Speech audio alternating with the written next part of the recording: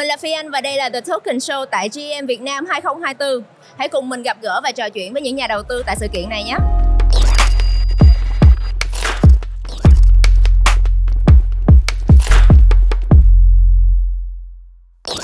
The Token Show is classing up with Vivien Lin. She is the CPO at BingX. Welcome to the show. Thank you. We're actually at GM Vietnam 2024. How do you feel? Wow, it's a lot of people here. I heard it's almost double the people, the number of people coming to the visit the conference. I can see that there's so many people right now. Yeah, very crowded. And I heard that you just arrived here for like 2 days ago. Yes. So is this your first time here in Vietnam? No, this is my second time. My first time was like 5 years ago. I was still working at an investment company at that time. Okay. Last time I came here to visit my portfolio company, which was a fashion local brand. Oh, wow. Actually, at that time, I was quite amazed at how big the fashion market in Vietnam.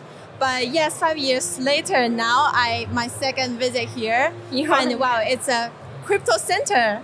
It's totally different, right? Yeah, it's a totally different. world. Totally different. So I'm curious, why did you like change your occupation like that?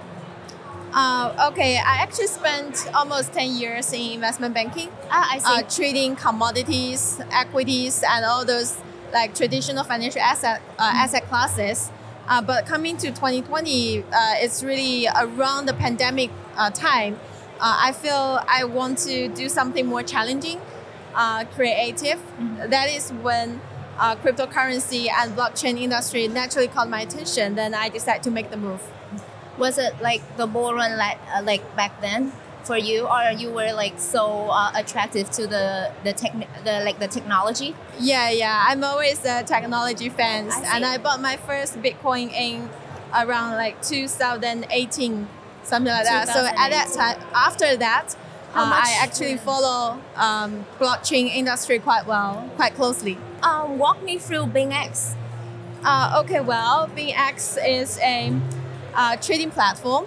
We provide spot trading, derivative trading, and asset management, wealth management, and other, and also social trading services to all our users. We now have over 10 million users worldwide. We have 24/7 customer service.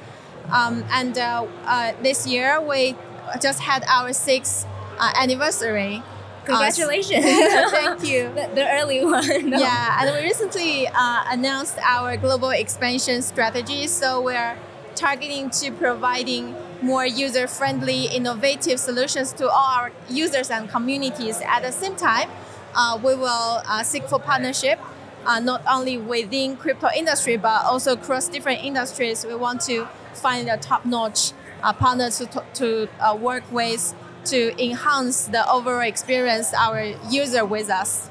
I see. So, I mean, being expanded to Vietnam already. So, how do you think about the Vietnamese market at the moment right now? Wow, it's very vibrant. A lot of things happening here. In the past, I only know that Vietnam is a center for GameFi, right?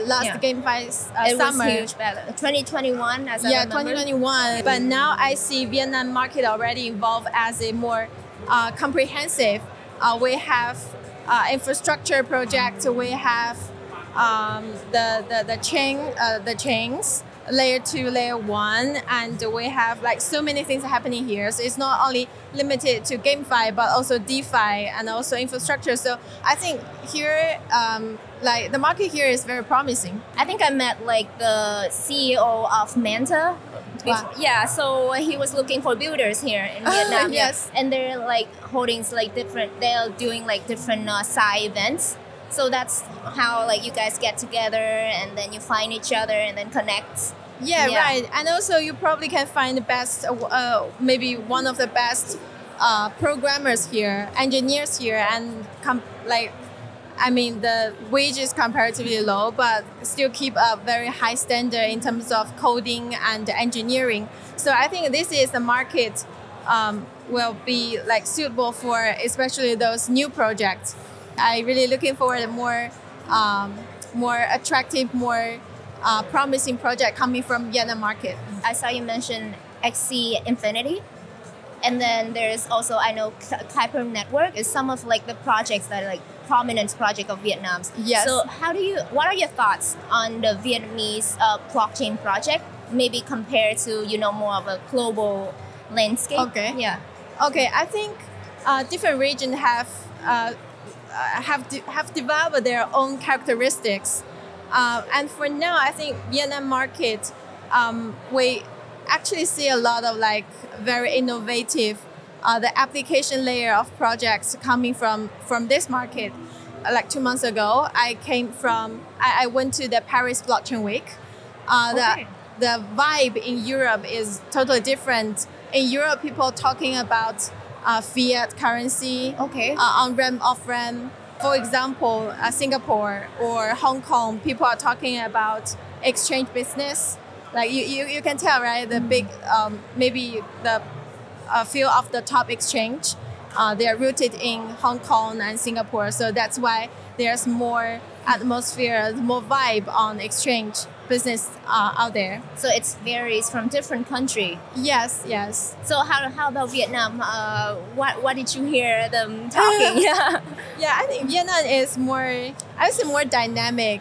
So like different narratives. Yeah, different narratives, GameFi, DeFi, wallet, and layer 2, everything. So it's very active. It's a very active market, dynamic market. That's the word. So how about the trend? Not the user itself, but the crypto trend that shifts from 2021 up until now. How do you think about it? Has been any big difference? Okay, I think nowadays people really looking at the quality of the project.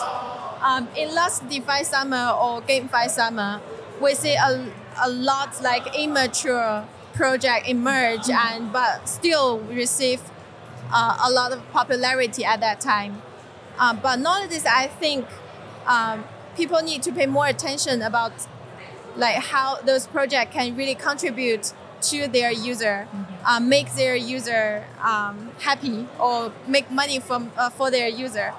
So I think now the quality of the project nowadays is much better. Which is a good thing. Yeah, which is a good thing. I think it's very, very good, especially for GameFi side. Exactly. Like in the last GameFi summer, I played several games. Well, it's really pixel games, you know. Okay. Like every game is pixel game. That's very weird. But nowadays, the GameFi game is really, really good. Yeah. Fantastic. The quality of the picture is fantastic. What are you playing right now? I cannot tell. Yeah, it's still under testing. Yeah. So but it's amazing. Okay, so Vietnam is actually 3rd place in crypto games. So how do you think about that? What prompts that? As someone who got to work in like users and like products. So how do you think about it? I think the government here, the regulator here, is more open and friendly to new things, I would say. I mean, the attitude from the government or the regulator, like people have a better space to really think about new things. And plus, I think the average age of user here is much, much younger. We have a golden population right now. Exactly.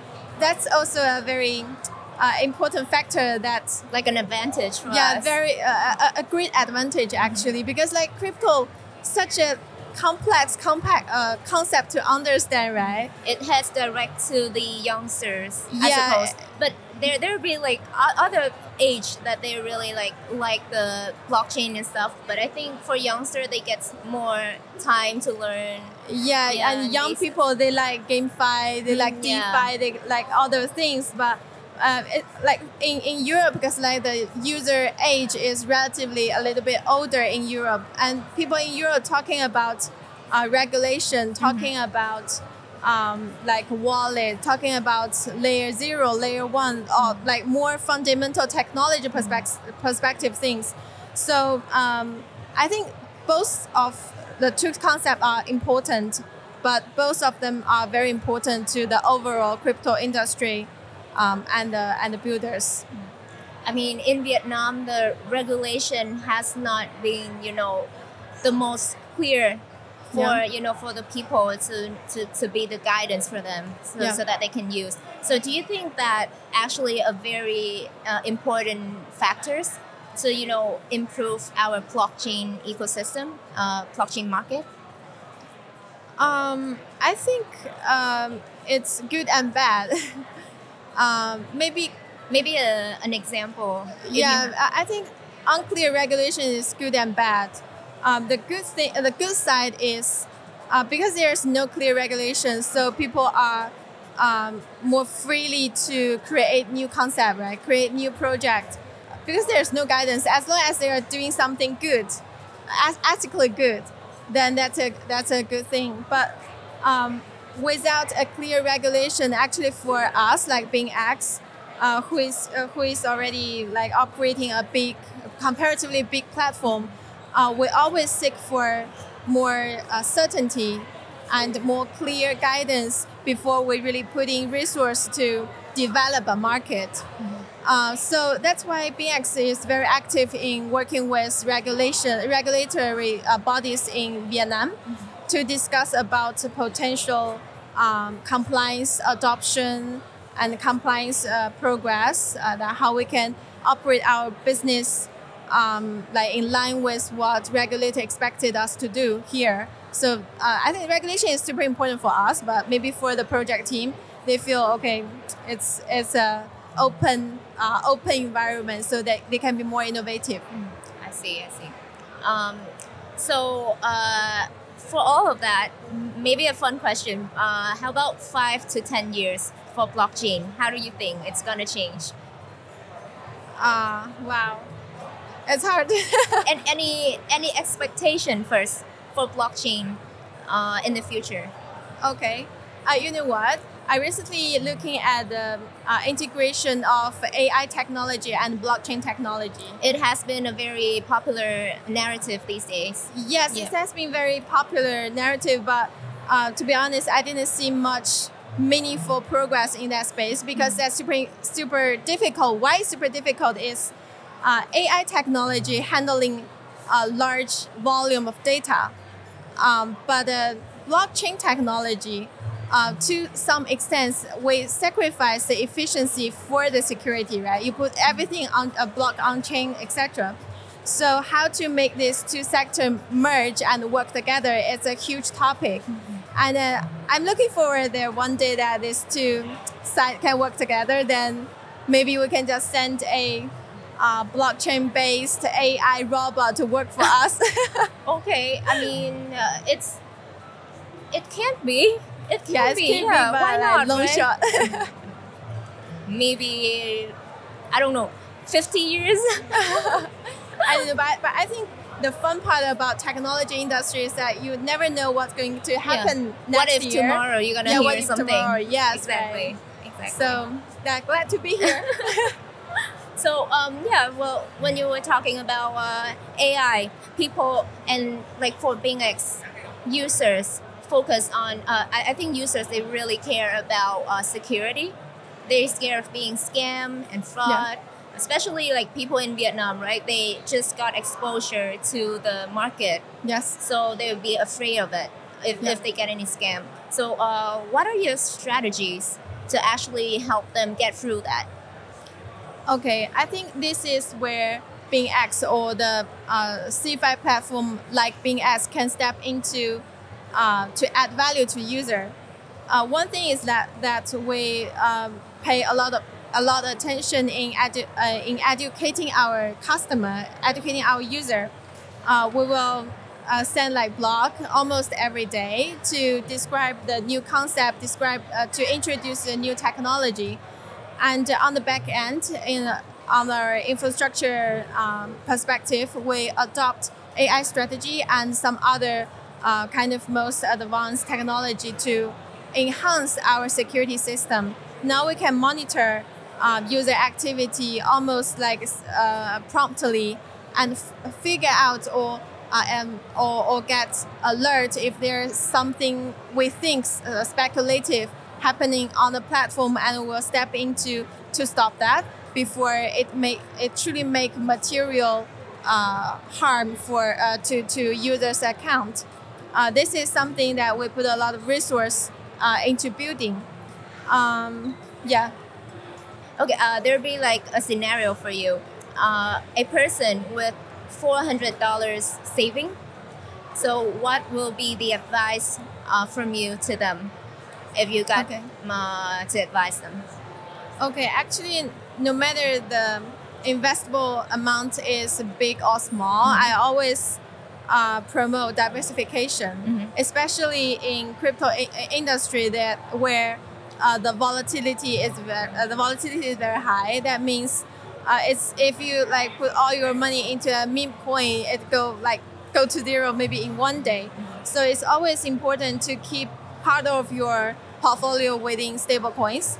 And I would say, like, for me, I always keep like at least 10% of my portfolio in stable coins, and I will put 40 to 50% of my portfolio to the mainstream coins, either Bitcoin or Ethereum, and Solana maybe. Yeah, and the rest of the coins I will sometimes I will buy a structured product, the saving product. And sometimes I will just buy the projects I really believe in their future. I think that's a good strategy. So the strategies here, it's not to go in all in for one thing, right? You have to divide it into different sections. Yeah. And then don't go too crazy about the X10 or X100 stuff. Yes. Right. And the important thing is you always keep a portfolio that within your risk tolerance. For example, if you're a risk averse guy, you probably don't want to put like all of your token into like a meme coin like PEP, right? Pepe. Yeah, Pepe. And if you're a risk taking person, maybe you don't want to put like half of your portfolio in stable coin. It's really up to what kind of personality or risk appetite you are. But anyway, I do not suggest that. First, do not suggest you put on a lot of leverage, and secondly, I do promote diversification. I see. Should you follow someone's directions for investment, or you should learn by yourself? I think both. Like I follow many Twitter influencers. Follow influencers on Twitters, which mean it's efficient, right? It did like happens good stuff there. You follow KOLs Twitters, and then you're gonna invest like them. That's what you were mentioning. I think how I use those information is that because KOL nowadays they are a hub for information. Like every project go to them to ask them to promote. So KOL always have the first-hand information about what's going on, what's the trending token in the market. So for me, it saved my time to screen out all those tokens, right? They kind of like a first filter for me. But after that, if I decide to invest in anything, I will do my own research, looking at the fundamentals. For example, the TVL. For example, what is the concept of the token, etc., etc. So make sure I know what I'm buying. Yeah. That's very nice advice from you. I think I'm gonna frame it.